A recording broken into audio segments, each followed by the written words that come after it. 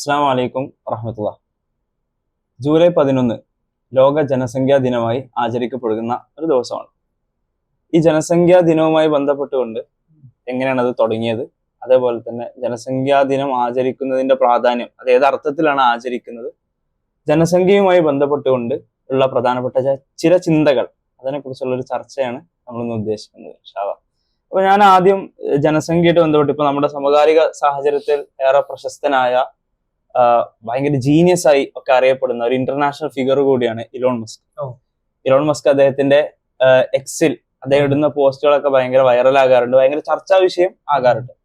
അതിൽപ്പെട്ട ഒരു പോസ്റ്റ് ഈ കൊല്ലം മെയ് 25-ന് ഈ വർഷം തന്നെ അദ്ദേഹം നടത്തിയ ഒരു പോസ്റ്റ്, അദ്ദേഹത്തിന്റെ എക്സ് അക്കൗണ്ടിൽ അദ്ദേഹം ഇട്ടൊരു പോസ്റ്റ്, അത് നമുക്ക് ഇങ്ങനെ വായിക്കാം.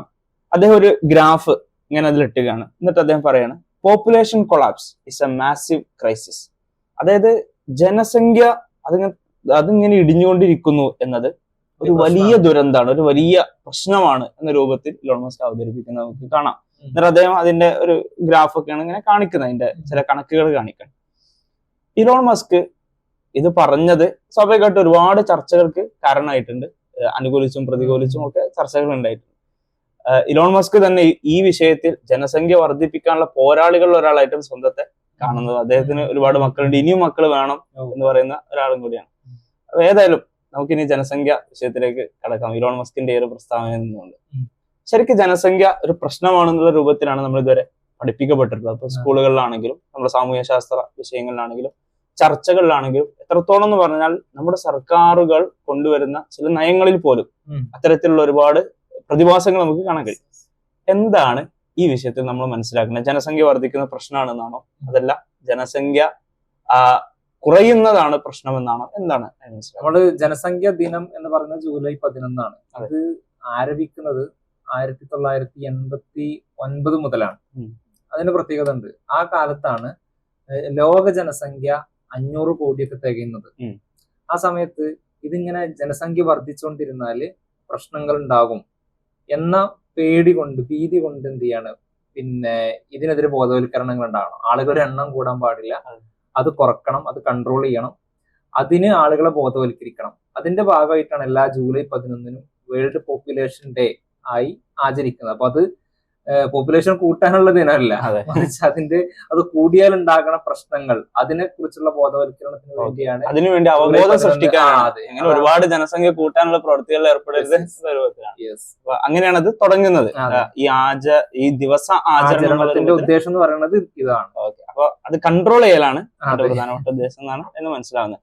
ശരിക്കും ഈ ജനസംഖ്യ വലിയ പ്രശ്നമാണ് എന്നൊരു ആഖ്യാനം ശരിക്കും രൂപപ്പെടുന്നത് നമുക്ക് കാണാൻ കഴിയുന്ന മാൽത്തൂസിന്റെ ഒരു തിയറിയിൽ നിന്നൊക്കെയാണ്. 1798 അത്തരം ഒരു തിയറി വരുന്നത്. ആ തിയറിന്റെ പേര് an essay on the principle of population അദ്ദേഹത്തിന്റെ കൃതിയുടെ ഒരു പുസ്തകത്തിലാണ്. അദ്ദേഹം തോമസ് റോബർട്ട് മാൽത്തൂസ് എന്ന് പറഞ്ഞ ഒരു ക്രിസ്ത്യൻ കാത്തോലിക്ക പാതിരിയാണ്. അദ്ദേഹം 1790കളുടെ അവസാനത്തിൽ എഴുതിയ ഈ ഒരു പ്രബന്ധത്തിലാണ് ജനസംഖ്യ വർദ്ധിച്ചാൽ അത് പ്രശ്നമാണ് എന്ന രൂപത്തിലുള്ള ഒരു പഠനം ലോകത്ത് ആദ്യമായി വരുന്നത്. ഈ ഒരു അദ്ദേഹത്തിന്റെ ഈ ഒരു പഠനം വഴിയാണ് നമ്മൾ മനസ്സിലാക്കണം. അതിൽ അദ്ദേഹം പറയുന്നത്, ജനസംഖ്യ കൂടിയാൽ അത് ഇത്ര കാലമാകുമ്പോഴേക്ക് ലോകത്ത് പട്ടിണി ഉണ്ടാവും, അതേപോലെ തന്നെ ആയുർദൈർഘ്യം കുറയും, ക്ഷാമം ഉണ്ടാകും, ജനസാന്ദ്രത വർദ്ധിച്ചാൽ അതിനനുസരിച്ചിട്ടുള്ള ഒരുപാട് പ്രയാസങ്ങൾ ലോകം അനുഭവിക്കേണ്ടി വരും. അതുകൊണ്ട് തന്നെ അത് കൺട്രോൾ ചെയ്യാനുള്ള പദ്ധതികൾ ആവിഷ്കരിക്കണം എന്നൊക്കെയാണ് അദ്ദേഹത്തിന്റെ ആ പഠനത്തിന്റെ ഉള്ളടക്കം എന്ന് പറയുന്നത്. അത് വളരെ താത്വികമായിട്ട് കുറെ സ്റ്റാറ്റിസ്റ്റിക്സ് ഒക്കെ ഉപയോഗിച്ചിട്ട് സമർത്ഥിക്കാൻ വേണ്ടി ശ്രമിക്കുന്നത് നമുക്ക് കാണാൻ കഴിയും.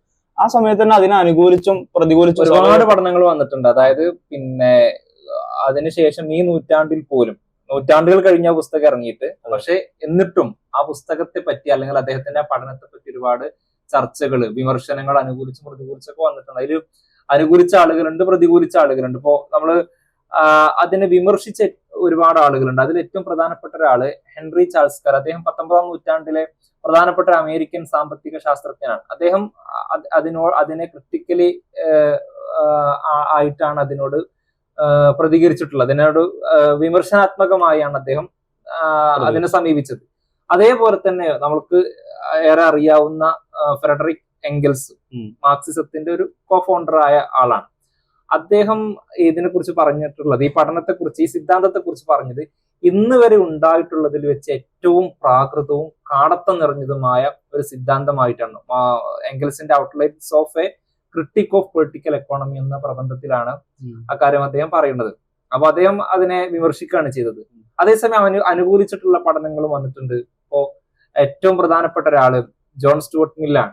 ജോൺ സ്റ്റുവർട്ട് മില്ല് ആരാന്ന് മുസ്ലിം അറിയാലോ. ജോൺ സ്റ്റുവർട്ട് മില്ല് പറഞ്ഞാൽ ഇപ്പൊ നമ്മള് ലിബറലിസത്തിന്റെ ഏറ്റവും പ്രധാനപ്പെട്ട വക്താക്കളിൽ ഒരാളായിട്ട് നമ്മൾ പറയാറുണ്ട്.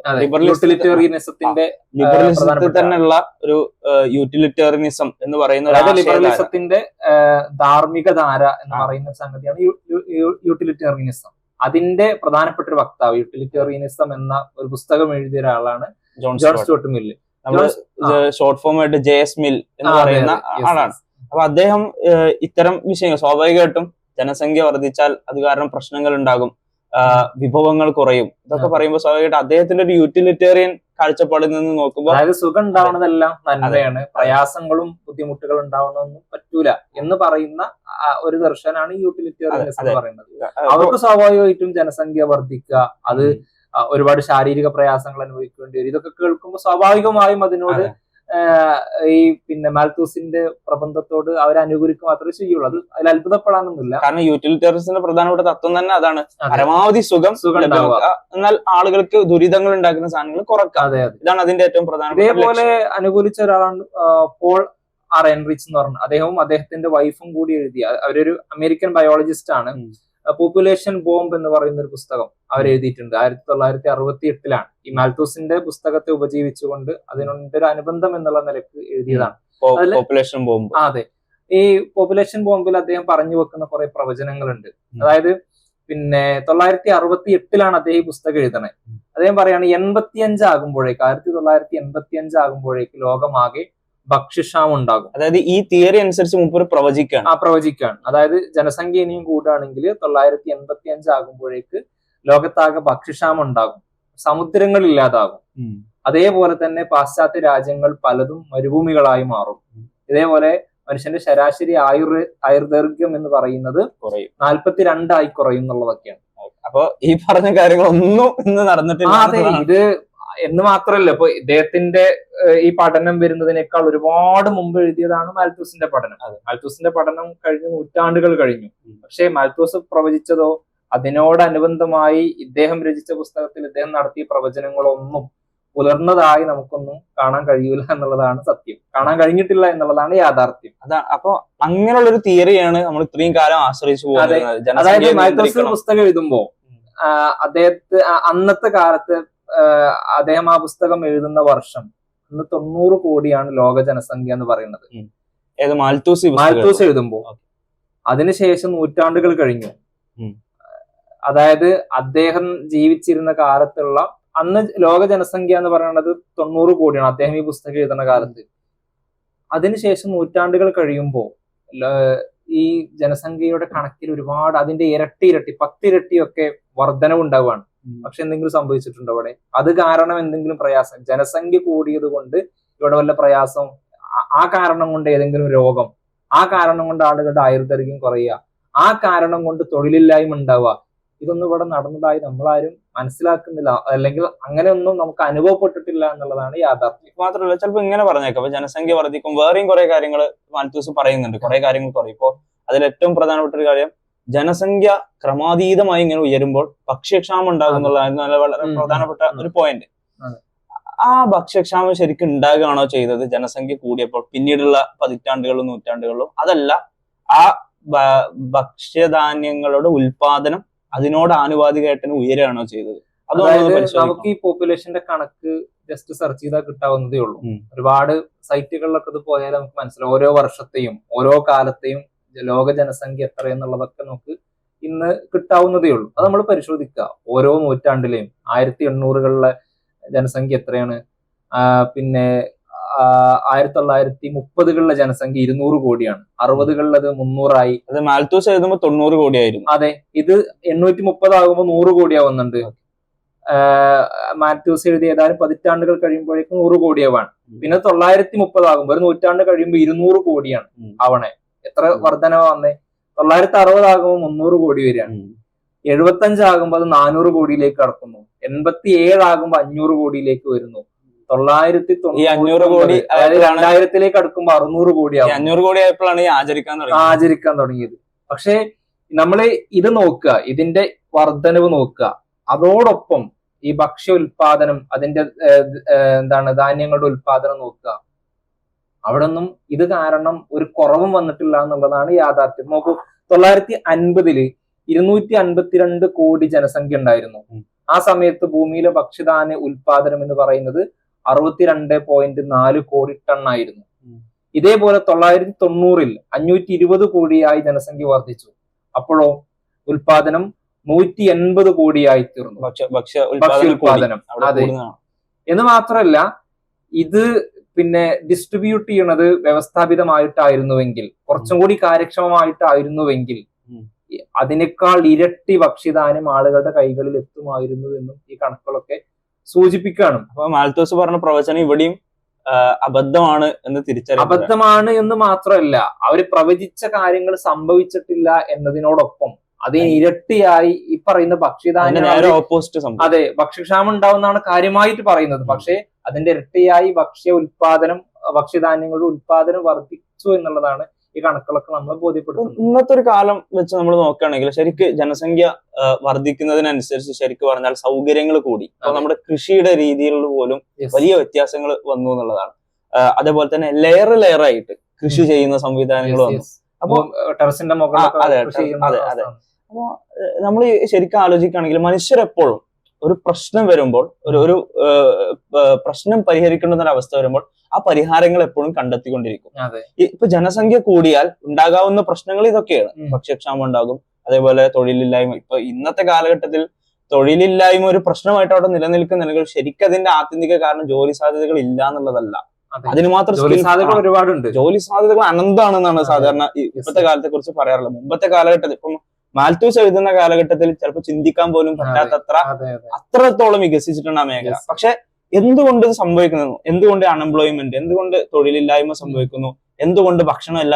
എന്നാലും പോവർട്ടി ഉള്ള ആളുകളുണ്ട്, ഭയങ്കര ദാരിദ്ര്യത്തിൽ. ഒരു കാര്യം കൂടി മനസ്സിലാക്കാൻ പറയാൻ ആഗ്രഹിക്കണം. അതായത് ഇപ്പോ നമ്മൾ ഭക്ഷ്യക്ഷാമം ചർച്ച ചെയ്തു, മൂസിന് തൊഴിലില്ലായ്മയെ കുറിച്ച് പറഞ്ഞു. ഇതേപോലെ ഇവര് ഇതില് ഹൈലൈറ്റ് ചെയ്യുന്ന ഒരു കാര്യമാണ് പിന്നെ മനുഷ്യന്റെ ആയുർദൈർഘ്യം കുറയുന്നുള്ളത്. ജനസാന്ദ്രത കൂടുമ്പോൾ അവിടെ എന്ത് ചെയ്യും? മനുഷ്യന്റെ ആയുസ് കുറയും എന്ന് പറയാം. അതിന്റെ ചില കണക്കും കൂടി ഉണ്ട്. Institute of applied man power research human resource പ്രസിദ്ധീകരിച്ച ഇന്ത്യയിലെ ജനസംഖ്യയുമായി ബന്ധപ്പെട്ട കുറെ കണക്കുകളുണ്ട്. അതിൽ പറയുന്നത് 1901 ഇന്ത്യയിലെ ജനസംഖ്യ 23.8 കോടിയായിരുന്നു. ആ കാലത്ത് ഇന്ത്യയുടെ ശരാശരി ആയുർദൈർഘ്യം എന്ന് പറയുന്നത് 24 വയസ്സാണ്. അത് പിന്നീട് 941 ആകുമ്പോഴേക്ക് ജനസംഖ്യ വീണ്ടും കൂടുകയാണ്. 1901 24 വയസ്സായിരുന്നു. അന്ന് ജനസംഖ്യ 23 കോടിയാണ്. ഇനി 940 വരുമ്പോ 31.9 ഒക്കെ ആയി ജനസംഖ്യ കൂടുന്നുണ്ട്. ആ സമയത്ത് ആയുർദൈർഘ്യം എന്ന് പറയുന്നത് പിന്നെ 31 വയസ്സായി കൂടുകയാണ്. അപ്പൊ 24-ൽ നിന്ന് 31 എന്ന് മാത്രമല്ല, വീണ്ടും നമ്മൾ കണക്ക് നോക്കുക. 981 വരുമ്പോ 68.3 കോടിയാണ് ജനസംഖ്യ ഇന്ത്യയിലേത്.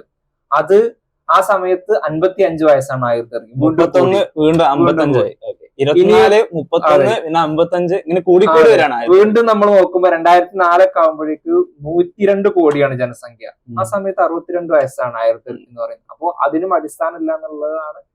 പഠനങ്ങൾ വെച്ച് നമ്മൾ സ്റ്റാറ്റിസ്റ്റിക്സ് വെച്ച് നോക്കുകയാണെങ്കിൽ മാൽത്തൂസിന്റെ തിയറി അമ്പേ പരാജയമാണെന്നാണ് നമുക്ക് മനസ്സിലാകുന്നത്. പക്ഷേ ഇത് പല ആളുകളും പല കാലത്തും പല സമൂഹങ്ങളിലും, ഇപ്പൊ കേരളത്തിലടക്കം ഇതുമായി ബന്ധപ്പെട്ട സന്താന നിയന്ത്രണങ്ങൾ, ജനസംഖ്യാ നിയന്ത്രണങ്ങളുമായി എനിക്ക് തോന്നുന്ന അടിയന്തരാവസ്ഥ കാലഘട്ടത്തിലൊക്കെ ഇത് ഭയങ്കര രൂക്ഷമായിട്ടുണ്ടായിരുന്നു. നിർബന്ധ ഉണ്ടായിരുന്നു.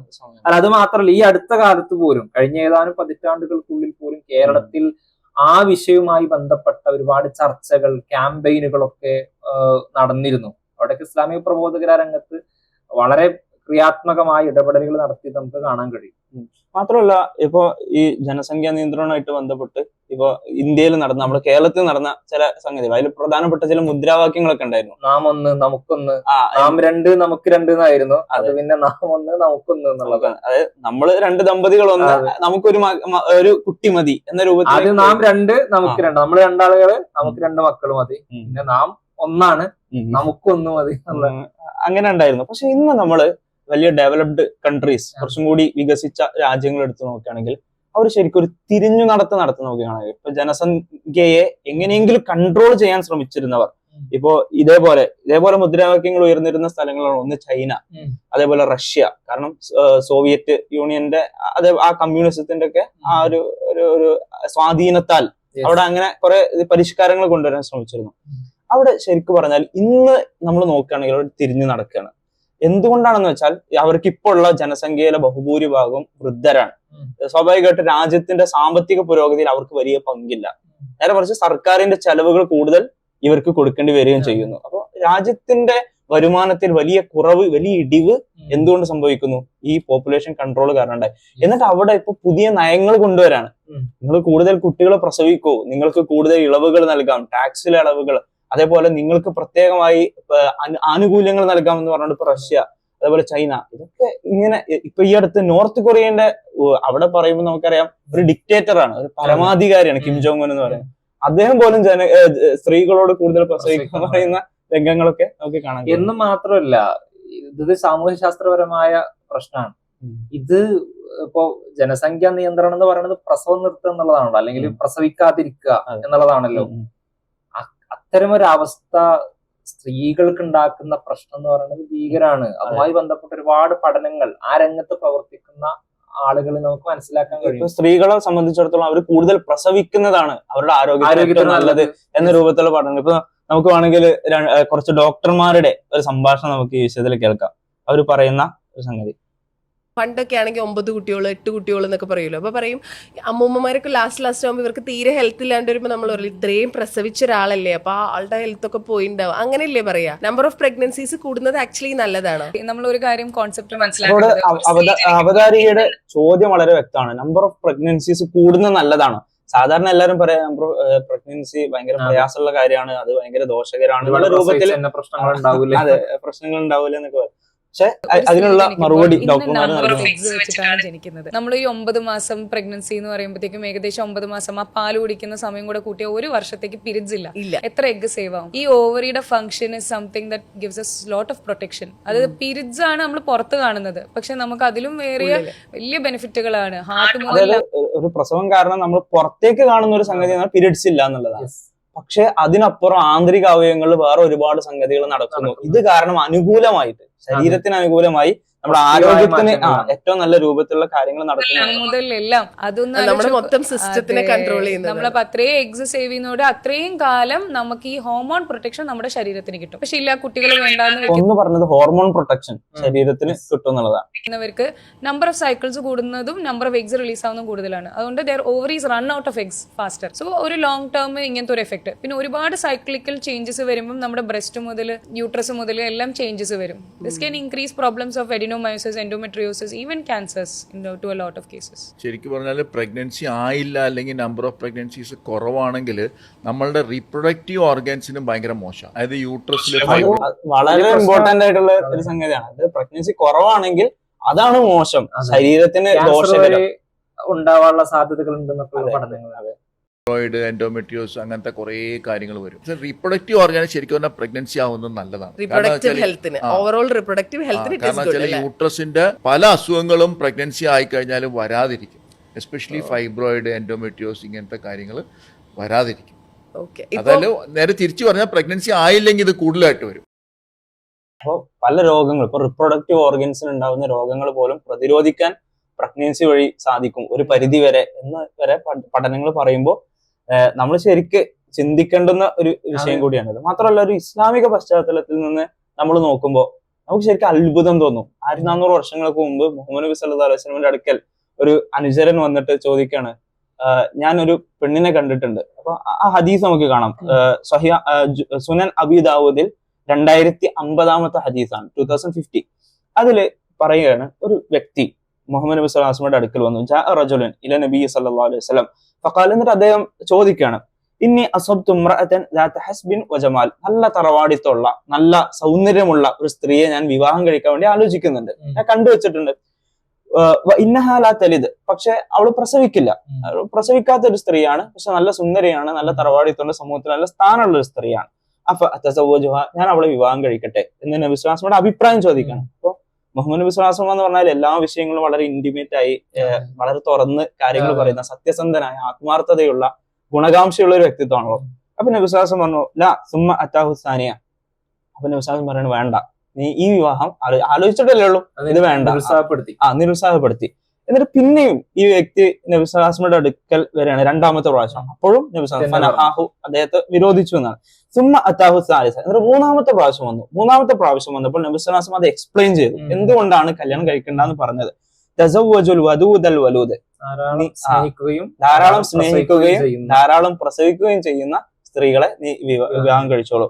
ഫഇന്നി മുകാസിറുൻ ബിക്കുമുൽ ഉമം, കാരണം നമ്മുടെ മരണാനന്തര ജീവിതത്തിൽ പരലോകത്ത് വെച്ച് എന്റെ സമുദായത്തിന്റെ അംഗസംഖ്യ, ജനസംഖ്യയുടെ ആ ആധിക്യം, ആ ബാഹുല്യം വെച്ചിട്ട് ഞാൻ അഭിമാനിക്കുന്നതാണ്. പൂർവ്വ പ്രവാചകന്മാരുടെ സമുദായങ്ങളെക്കാൾ എന്റെ സമുദായം കൂടുതലാണ് എന്ന.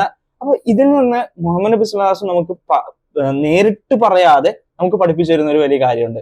അതെന്താണ്? ജനസംഖ്യ കൂടാന്നുള്ള അഭിമാനിക്കേണ്ട ഒരു കാര്യമാണ്. എന്ന് മാത്രമല്ല, നമ്മൾ ഈ കാലത്ത് ആശങ്കപ്പെട്ടുകൊണ്ടിരിക്കുന്ന കാര്യം, ദാരിദ്ര്യം ഉണ്ടാകും, ക്ഷാമം ഉണ്ടാകും, പ്രയാസങ്ങൾ ഉണ്ടാകും, അതിനെ കുറിച്ചൊന്നും നിങ്ങൾ ആലോചിക്കേണ്ടെന്നാണ് അള്ളാഹു പറയുന്നത്. ഇപ്പൊ ഖുർആനിൽ തന്നെ അള്ളാഹു പറയുന്നത് ഇന്നല്ലാഹു ഹുവർ റസ്സാഖ്, അള്ളാഹുവിന്റെ ഒരു വിശേഷമാണ് റസ്സാഖ് എന്നുള്ളത്. അതാണ് ഉപജീവനം നൽകുന്ന ആളുകൾ. നിങ്ങൾക്ക് ഉപജീവനം നൽകുന്നത് അള്ളാഹു ആണ്.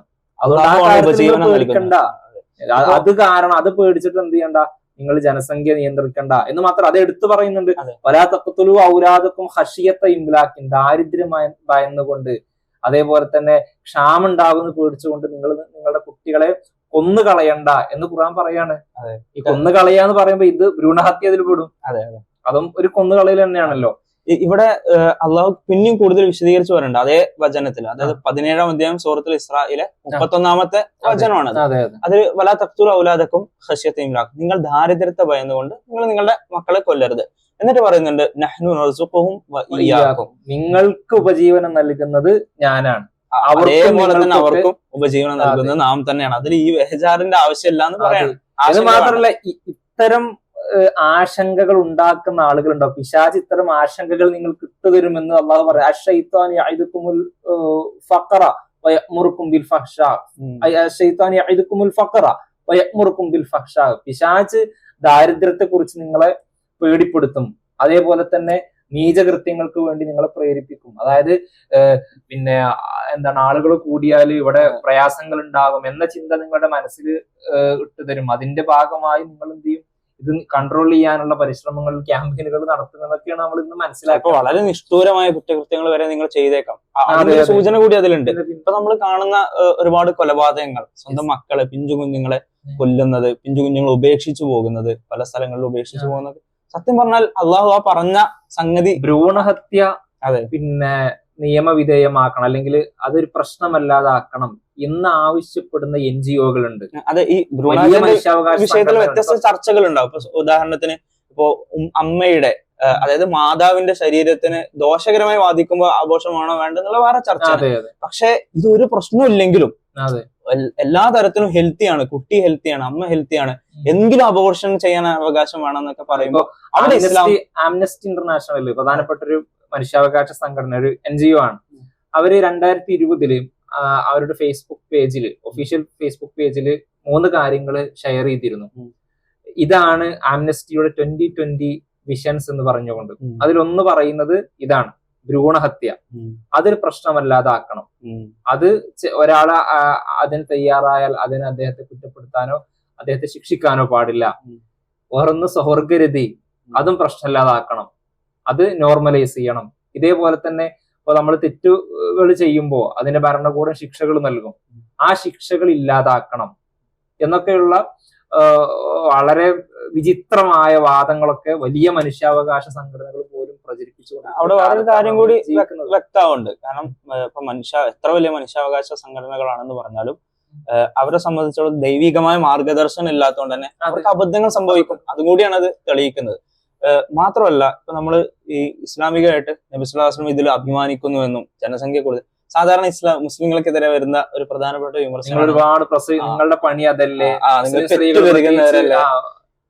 പക്ഷേ മുസ്ലിങ്ങളെ സംബന്ധിച്ചിടത്തോളം അതൊരു അഭിമാനകരമായ ജോലിയാണ്. കാരണം എത്ര മഹത്വമുള്ള ഒരു കർമ്മമാണ് ഒരു കുട്ടിയെ പ്രസവിക്കുക. മാതൃത്വം എന്ന് പറയുന്നത് വളരെ മഹത്വമായ വിശുദ്ധിയുള്ള ഒരു കർമ്മമാണ്. കാരണം അടുത്ത ഒരു ജനറേഷനെ ഫിസിക്കലി ആൻഡ് ഇമോഷണലി നല്ല രൂപത്തിലുള്ള ഫിറ്റായ ഒരു ജനറേഷനെ സൃഷ്ടിക്കുക എന്നുള്ളതാണ്, നെർച്ചർ ചെയ്യുക എന്നുള്ളതല്ല ഒരു പണി. അത് മോശമാണ് എന്നൊക്കെ പറയുന്നതാണ് ശരിക്കും മോശം എന്നാണ് എനിക്ക് തോന്നുന്നത്. അതേപോലെ തന്നെ ഇപ്പൊ നമ്മൾ ചിന്തിച്ചാല് നമ്മൾ ചരിത്രത്തിലെ വലിയ വിപ്ലവങ്ങൾ, വലിയ മാറ്റങ്ങൾ സൃഷ്ടിച്ച യുഗപ്രഭാവന്മാർ എന്നൊക്കെ നമ്മൾ പറയുന്ന രൂപത്തിലുള്ള പ്രബലരായിട്ടുള്ള ആളുകളെ നമ്മൾ പരിശോധിച്ച് നോക്കിയാൽ അതിൽ പലരും അവരുടെ ആദ്യ സന്തതികളൊന്നുമല്ല.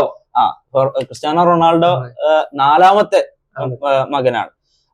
നാലാമത്തെ ഒരു സന്തതിയിൽ നിന്നാണ് ലോകം മുഴുവൻ അറിയപ്പെടുന്ന രൂപത്തിലേക്ക് അയാൾ വരുന്നത്. മാത്രമല്ല ക്രിസ്ത്യാനോ റൊണാൾഡോന്റെ ചരിത്രം പരിശോധിക്കും. ഇപ്പൊ നേരത്തെ നമ്മൾ ഖുറാന്റെ ഒരു ആയത്ത് പറഞ്ഞല്ലോ, ഹശ്യത്തെ ഇംലാക്ക്, ദാരിദ്ര്യത്തെ വരുത്തുന്ന ഈ ക്രിസ്ത്യാനോ റൊണാൾഡോയെ അബോർട്ട് ചെയ്യാൻ ജനിക്കുന്നതിന് മുമ്പ് തന്നെ നശിപ്പിച്ച് ഭ്രൂണഹത്യ ചെയ്യാൻ വേണ്ടി അമ്മ വിചാരിച്ചിരുന്നു എന്നാണ്. അത് ആ അമ്മയുടെ ആത്മകഥയുണ്ട്, മിയർ കറേജ് എന്ന് പറയുന്ന ഒരു ആത്മകഥയുണ്ട്, പോർച്ചുഗീസ് ഭാഷയിൽ ഇറങ്ങിയതാണ്. അപ്പൊ അതില് ഈ ഞെട്ടിക്കുന്ന വെളിപ്പെടുത്തൽ നടത്തിയിട്ടുണ്ട്. ഈ ക്രിസ്ത്യാനോ റൊണാൾഡോ ജനിക്കുന്ന സമയത്ത്, പ്രഗ്നന്റ് ആയിരുന്ന സമയത്ത് ക്രിസ്ത്യാനോ റൊണാൾഡോയെ അബോർട്ട് ചെയ്യാൻ ഞാൻ വിചാരിച്ചിരുന്നു, പക്ഷെ എന്തൊക്കെയോ കാരണങ്ങളാൽ അത് നടന്നില്ല എന്നുള്ള രൂപത്തിലാണ് പറയുന്നത്. എന്നിട്ട് ക്രിസ്ത്യാനോ റൊണാൾഡോ കാരണം എന്തിനാണ് ഈ അബോർട്ട് ചെയ്യുന്നത്? ദാരിദ്ര്യമാണ്, വീട്ടിലെ ദാരിദ്ര്യമാണ്. പക്ഷെ പിന്നീട് ക്രിസ്ത്യാനോ റൊണാൾഡോ കാരണം ഉണ്ടായത് എന്താ? എത്ര വലിയ ധനികനാണ് ഇപ്പോ. ആ കുടുംബം തന്നെ, ആ കുടുംബം മാത്രമല്ല, അതെ, ആ ഒരു നാട്, അദ്ദേഹം പഠിച്ച സ്ഥാപനം, അദ്ദേഹം ജനിച്ച മദീര എന്ന് പറയുന്ന ആ ഒരു ഐലൻഡ് പോർച്ചുഗലിലെ ഒരു പ്രധാനപ്പെട്ട ഒരു ദ്വീപാണ്. ആ ദ്വീപിലെ അദ്ദേഹം പഠിച്ച സ്കൂളിന്റെ പുനരധിവാസത്തിന് വേണ്ടിയുള്ള സഹായങ്ങൾ എത്ര ഡോളറുകളാണ്. അതേപോലെ ഫലസ്തീന്, ഇതേപോലെ സിറിയ, ഇവിടെ ഇത്തരം യുദ്ധബാധിത പ്രദേശങ്ങൾ, യുദ്ധം കാരണം പ്രയാസപ്പെടുന്ന കുട്ടികൾക്ക് വേണ്ടി എത്ര സഹായങ്ങളാണ് ക്രിസ്ത്യാനോ റൊണാൾഡോ എന്ന് പറയുന്ന ഒരൊറ്റ വ്യക്തി. ആ വ്യക്തിയെ ദാരിദ്ര്യം ഭയന്ന് കൊന്നിരുന്നെങ്കിൽ ഈ കാണുന്ന ഫലങ്ങളൊന്നും ഉണ്ടാവില്ല. ഇതേപോലെ ചരിത്രത്തിൽ വളരെ പ്രശസ്തരായ പല വ്യക്തികളും, ഇപ്പൊ നമ്മള് മാർട്ടിൻ ലൂതർ കിങ് ജൂനിയറിനെ കുറിച്ച് പറയാറുണ്ട്. വലിയ വിപ്ലവകാരിയാണ്. ആ മാർട്ടിൻ ലൂതർ കിങ് ജൂനിയർ 2ാമത്തെ മകനായിരുന്നു എന്നാണ് നമുക്ക് കാണാൻ കഴിയുന്നത്. അപ്പൊ നാം ഒന്ന് നമുക്കൊന്നെന്ന് പറഞ്ഞിരുന്നെങ്കിൽ അവിടെ ഒരു മാർട്ടിൻ ലൂതർ കിങ് ഉണ്ടാവില്ലായിരുന്നു. അതേപോലെ അബ്രഹാം ലിങ്കൺ, നമ്മള് സാധാരണ വലിയ മനുഷ്യാവകാശങ്ങളുടെ ഒരു അപ്പോസ്തലനായിട്ടൊക്കെ അബ്രഹാം ലിങ്കൺ അവതരിപ്പിക്കാറുണ്ട്. അതില് ആശയവ്യത്യാസങ്ങൾ ഉണ്ടാവും, സ്വാഭാവികമായിട്ടും ഡിബേറ്റുകൾ ഉണ്ടാവും. പക്ഷെ അബ്രഹാം ലിങ്കൺ 2ാമത്തെ പുത്രനാണ്, ആദ്യത്തെ പുത്രനല്ല. നമുക്കൊന്നായിരുന്നെങ്കിൽ അബ്രഹാം ലിങ്കണും ഉണ്ടാകില്ലായിരുന്നു.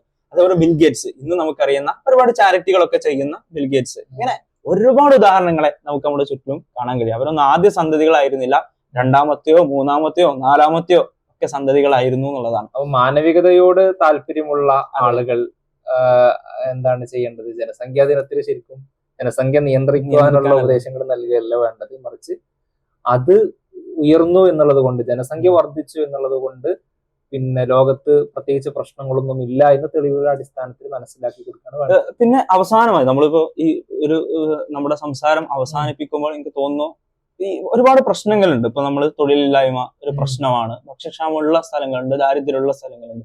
പക്ഷെ ഇതിന്റെ ഒന്നും അടിസ്ഥാനപരമായ പ്രശ്നം ശരിക്കും ജനസംഖ്യ കൂടുന്നു എന്നുള്ളതല്ല, കുട്ടികളുടെ എണ്ണം കൂടുന്നു, സന്താനോൽപാദനം കൂടുന്നു എന്നുള്ളതല്ല. നേരെ മറിച്ച് നമുക്കുള്ള വിഭവങ്ങളെ എങ്ങനെ കൃത്യമായി വിതരണം ചെയ്യാം, ആ വിഷയത്തിലുള്ള അപാകതകൾ പല സമയത്തും ഗവൺമെന്റുകളുടെ വിഭവശേഷി തന്നെ മര്യാദക്ക് ഉപയോഗപ്പെടുത്തിയാൽ ഈ പ്രശ്നങ്ങളൊന്നും ഉണ്ടാവും. അതെ, അത് ഉപയോഗപ്പെടുത്തുന്നതിലുള്ള അപാകതകൾ, ഇങ്ങനെ ഒരുപാട് വിഷയങ്ങളുണ്ട്. ഈ ഘടകങ്ങൾ ഉള്ളത് കൊണ്ടാണ് ശരിക്കും പറഞ്ഞാൽ ഈ പ്രശ്നങ്ങൾ നിലനിൽക്കുന്നത്, അല്ലാതെ ജനങ്ങളുടെ എണ്ണം കൂടിയത് കൊണ്ടല്ല. കാരണം ജനങ്ങളുടെ എണ്ണം കൂടുന്നതിനനുസരിച്ച് ജോലി സാധ്യതകൾ ഇവിടെ കൂടുന്നുണ്ട്, നമ്മുടെ ടെക്നോളജിക്കൽ അഡ്വാൻസ്മെന്റ്സ് കൂടുന്നുണ്ട്. അതുകൊണ്ട് തന്നെ നമുക്ക് ഇപ്പം വേറൊരു പ്രധാനപ്പെട്ട ഒരു പ്രശ്നമായിരുന്നു ഇപ്പൊ മാൽത്തൂസിനെ സംബന്ധിച്ചിടത്തോളം, ഭൂമിയിൽ വേണ്ടത്ര സ്ഥലം ഉണ്ടാവില്ല, ആളുകൾക്ക് താമസിക്കാൻ സ്ഥലം ഉണ്ടാവില്ല എന്നുള്ളത്. പക്ഷെ ഇപ്പൊ മൾട്ടി സ്റ്റോറീഡ് വലിയ വലിയ അമ്പരചുംബികളൊക്കെ ഉയർന്നു വരുന്ന, മനുഷ്യന്റെ ബുദ്ധി വികസിച്ചു, മനുഷ്യൻ കണ്ടെത്തലുകൾ നടത്തുകയാണ്. അതെ, അപ്പൊ ഇതിനൊക്കെ പരിഹാരങ്ങൾ കണ്ടെത്താൻ ഈ വാദങ്ങളൊക്കെ അടിസ്ഥാനരഹിതമാണ്. അതേപോലെ തന്നെ ഇവര് പറഞ്ഞ പ്രവചനങ്ങളൊക്കെ അസ്ഥാനത്തായതാണ് ചരിത്രം. അപ്പൊ ഇതാണ് നമുക്ക് ഈ ജനസംഖ്യാ ദിനം ആചരിക്കപ്പെടുന്ന ചിന്തകളായി നമുക്ക് പറയാനുള്ളത് ഇതാണ്. ഇതാണ്. ഏതായാലും ഇത്തരം വിഷയങ്ങളുമായി നമുക്ക് വീണ്ടും വരാം. അസ്സലാമു അലൈക്കും.